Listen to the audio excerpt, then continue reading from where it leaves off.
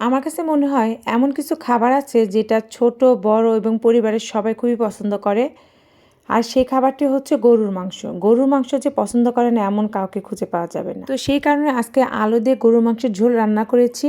আর এভাবে করে রান্না করলে সবাই খুবই পছন্দ করবে আর আপনার প্রশংসা করবে। এভাবে করে গরুর মাংস রান্না করলে খুবই মজার হয়। তো আমি এখন একটি পাতিলে 2 থেকে 2.5 কেজি পরিমাণ গরুর মাংস নিয়ে নিয়েছি। মাংসটা ধুয়ে নেওয়ার পরে এর ভিতরে আমি 1.5 টেবিল চামচ করে আদা এবং রসুন পেস্ট দিয়ে দিলাম।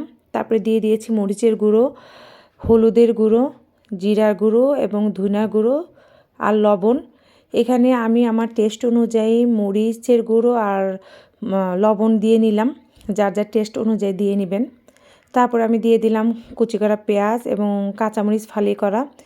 আর মাংসতে কিন্তু একটু পেঁয়াজটা একটু বেশি পরিমাণে দিলে মাংসের টেস্টটা অনেক ভালো হয় আর ঝোলটা অনেক গ্রেভি হয়।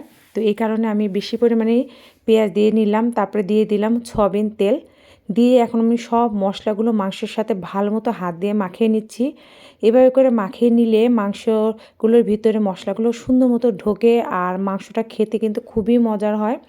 তো হাতে মাখিয়ে এভাবে গরুর মাংস রান্না করলে একটু অন্যরকম টেস্ট পাওয়া যায় আর সময়ও কম লাগে। তো এই যে দেখতে পাচ্ছেন আমি খুব ভালো মতো মাংসের সাথে মশলাগুলো মাখিয়ে নিয়ে তারপরে এটি চুলায় বসিয়ে দিলাম।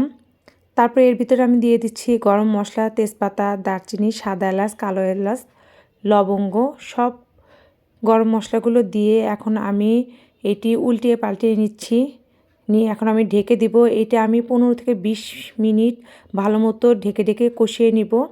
আর যতক্ষণ কষাবো তো মাঝে মাঝে নেড়ে দিব আর ঢেকে দিব। এভাবে করে আমি 15 থেকে 20 মিনিট ভালো মতো মাংসটা কষাবো। আর মাংস ভালো মতো কষালে কিন্তু মাংসের টেস্ট অনেক ভালো আসে। ঝোলটা শুকিয়ে যাওয়ার আগ পর্যন্ত আমি কষিয়ে নিব। আর এর মাঝখানে আমি আলু দিয়ে দিব। আলুটা দিয়েও আমি 4-5 মিনিট একটু কষিয়ে নিব। তো এখন যেহেতু নতুন আলু বের হয়েছে, এই নতুন আলু দিয়ে কিন্তু যে কোনো রান্নায় কিন্তু খুব ভালো লাগে। মাছ, মাংস সবই খুব মজার লাগে। তো আমি এখানে নতুন আলু দিয়ে নিয়েছি। এদিকে কষানো হচ্ছে আর এদিকে আমি গরম পানিও দিয়ে দিয়েছি, কারণ আমি এতে মাংসের ভিতরে ঝোল হিসাবে গরম পানি দিব। এভাবে করে গরম পানি দিলে কিন্তু মাংসের টেস্টটা অনেক ভালো আসে আর মাংসটা তাড়াতাড়ি রান্না হয়।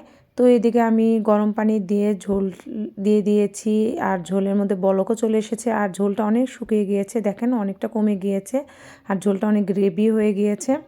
তো এভাবে করে আমি প্রায় 30 থেকে 40 মিনিট রান্না করে নেওয়া হয়ে যাওয়ার পরে আমার মাংসটা প্রায় হয়ে গিয়েছে।